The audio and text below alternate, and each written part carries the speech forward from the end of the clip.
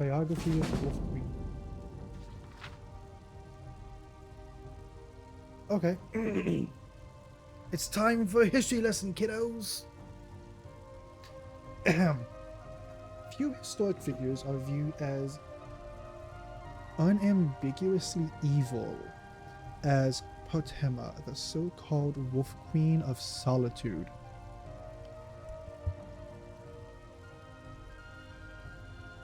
Born to the imperial family in the 67th year of the Third Era, Potema was immediately presented to her grandfather, the Emperor Septim II, a famously kind-hearted man who viewed the solemn intense babe and whispered, "She looks like a she-wolf about ready to pounce." Potema's childhood in the imperial city was certainly difficult from the start. Her father, Prince Pelagius Septim, and her mother, Chiara, showed little affection from their brood. Her eldest brother, Anticus, 16 at Potema's birth, was already a drunkard and womanizer, infamous in the Empire.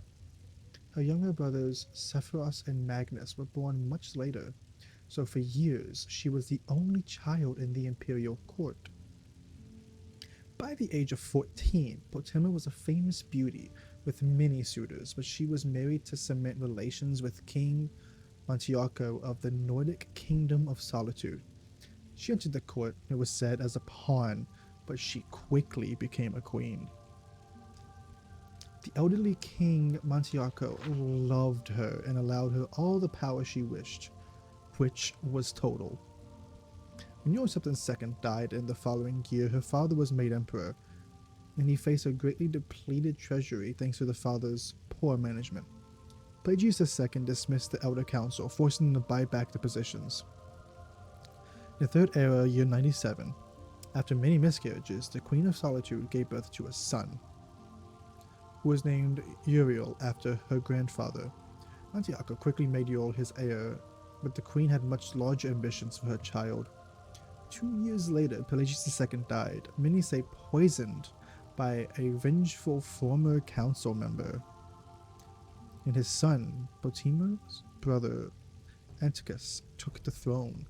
At age 48, it could be said that Anticus's wild seeds had yet to be sown, and the history books are nearly pornographic in the depictions of life at the imperial court during the years of his reign. Potema's passion was for power, not fornication, was scandalized every time she visited the imperial city. Montiarco, King of Solitude, died the springtide after Pelagius II. Uriel ascended to the throne, ruling jointly with his mother. Doubtless, Uriel had the right and would have preferred to rule alone. Potema convinced him that his position was only temporary. He would have the empire, not merely the kingdom, in Castle Solitude. She entertained dozens of diplomats from other kingdoms of Skyrim, sowing seeds of discontent. Her guest list over the years expanded to include kings and queens of High Rock and Morrowind as well. For 13 years, Anticus ruled Tamriel and proved an able leader despite his moral laxity. Several historians point to proof that Potema cast a spell that ended her brother's life, but evidence one way or another is lost in the sands of time. In any event, both she and her son Uriel were visiting the imperial court in the Third Era, year 112, when Anticus died, and immediately challenged the rule of his daughter and heir, Kintara. Potema's speech to the Elder Council was perhaps helpful to students of public speaking. She began with flattery and self-abasement.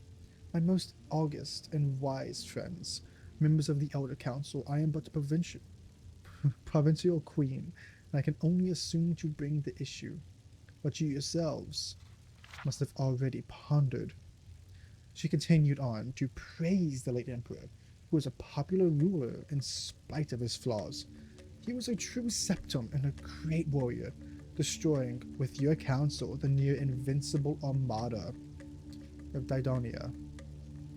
But little time was wasted before she came to her point. "The Empress Magna unfortunately did nothing to temper my brother's lustful spirits.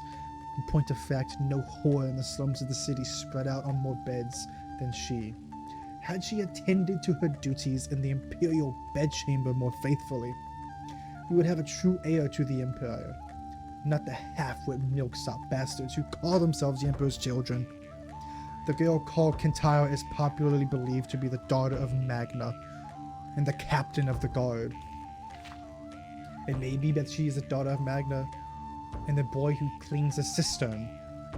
We can never know for certain, not as certainly as we can know the lineage of my son Uriel, the last of the Septim dynasty. Despite Potima's eloquence, the Elder Council allowed Kintara to assume the throne as the Empress Kintara II. Potima and Uriel angrily returned to Skyrim and began assembling the rebellion.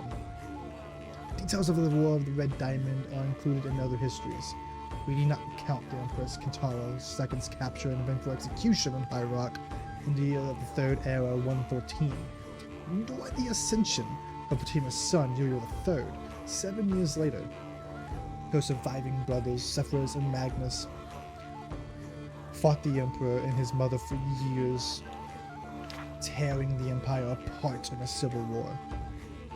When Uriel III fought his uncle Sephiroth in Hammerfell at the Battle of Hitchdag in the Third Era of 127, Potima was fighting her other brother, Uriel's uncle Magnus in Skyrim at the Battle of Falkenstar.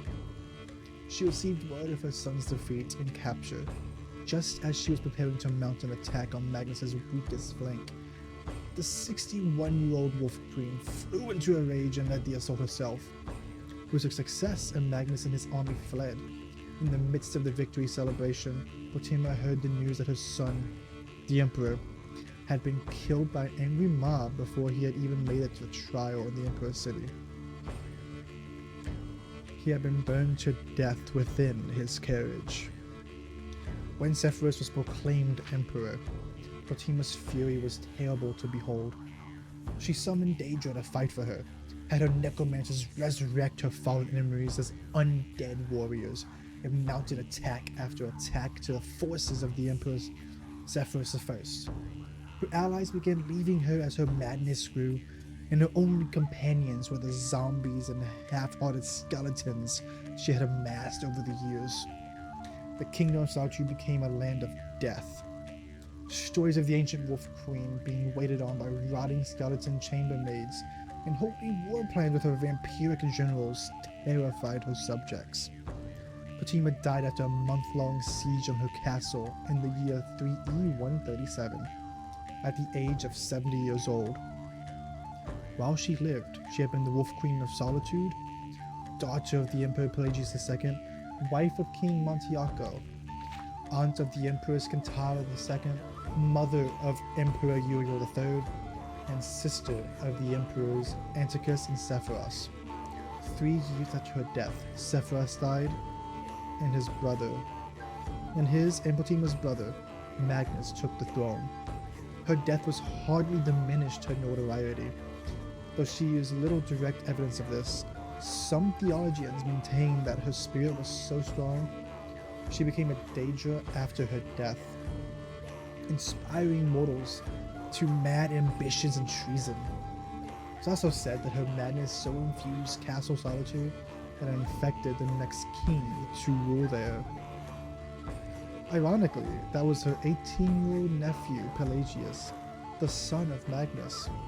Whatever the truth of the legend, it is undeniable that when Pelagius fell of Solitude in 3E145 to assume the title of Emperor Pelagius III, he quickly became known as Pelagius the Mad. It is even wildly rumored that he murdered his own father Magnus. The Wolf Queen must surely have had the last laugh.